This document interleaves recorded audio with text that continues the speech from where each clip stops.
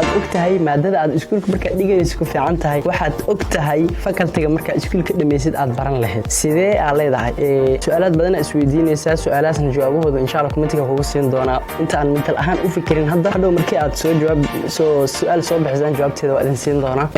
su'aalaha ugu horeeya isweydiinaa waxay tahay jaamacadee ku fiican kuliyadayda jaamacadaha kuliyadaha ugu fiican waxa ku ogaan kartaa ayada ugu horeen hala xiriirin horta ma jirto jaamacad markaad la xiriirtid aad dhahdo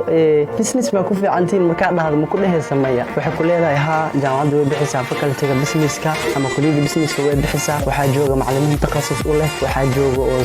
saan ardayda businesska dhigata waa arday fara badan qiimo lagu soo dhaweynaa waxay sameynayaan marketing weligaa jaamacadda ha xog wareysanin jaamacadda haddaad xog wareysanaysid ha noqoto markii aad xogteeda waxay ku fiican tahay soo heshid ha noqoto xog wareysiga jaamacadda uga tegaysid mid ah kambaskee aniga dhiganaa markaan jaamacaddiina ku soo biiro qiimaha aan ku dhiganayo waa imisa jaamacadda waa markii baarti saamay tahay imisa ana naqsa laga soo waxyaalahaas iska weydii laakiin haddaad dhahdo faculty-ga aad bixisiin oo noocaasa ma ku fiicantiin haddaad jaamacad may ku dhihaysa mal ilaahow jaamacad ugu hooseysa hadda oo muqdisho ku yaaliin ha noqdaan marka saas sameey arinta labaad idin sheegaya waxay tahay horta jaamacadaha iyo waxay ku fiican yihiin baraanka iska taalaa hadda aanan wax yar faalan iga ahayn markii la sheego magaca jamhuuriyo waxaa niyadda qofka bini'aadamka ku soo dhaco IT waxaa niyadda qofka bini'aadamka ku soo dhaco computer science ku fiican tahay xaqiiq waa isaas ala leeyahay waxyaalo meel oo macnaha qarsanna way jiraan adii xog sameey macnaha xog baaris sameey xog ogaal sameey wax searching gray wax baar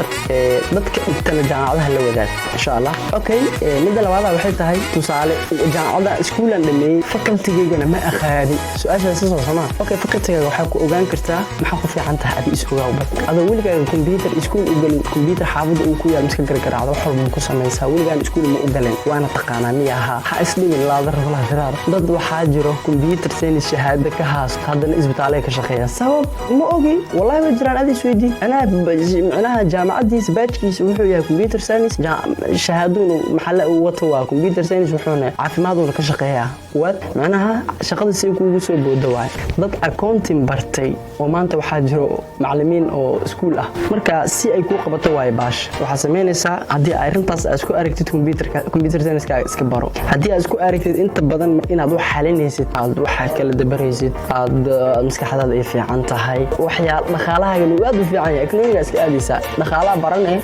macnaha waxa sameynaysaa ama maareeya noqon doonta meelaad maareeya ka noqonay si bay noqonaysa adiga baajkaaga waxa ku fiican tahay wax xulan kartaa waxa ku fiican tahay fiiri ma jirta in telefoonada xaafadda dhan lagu keeno adaa samaysan waxaan ka wadaa dhan setting ka halaabay dhan buusaan ku noqday hebel haloo geeyo alla lagu la soo carra Soomaha taas ma dhacdo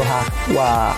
adiga faculty-ga aad dooran lahayd sida ku dooran lahayd waan ku sheegay jaamacadahan weligaa ku degdegin hebel baa jaamacad dhigto hadaa jaamacadaas u tagto qasaarahaaga u tagto adig fiiri jaamacadda dhiganaysid ha noqoto faculty-ga adiga baranaysid inuu ku fiican tahay caar arif waay hadda marka iskuul soo dhameysid baxthi hadaa sameeysid wax walba ogaanaysaa waxaan arkay arday jaamac iskuula dhameeyeen oo jaamacadda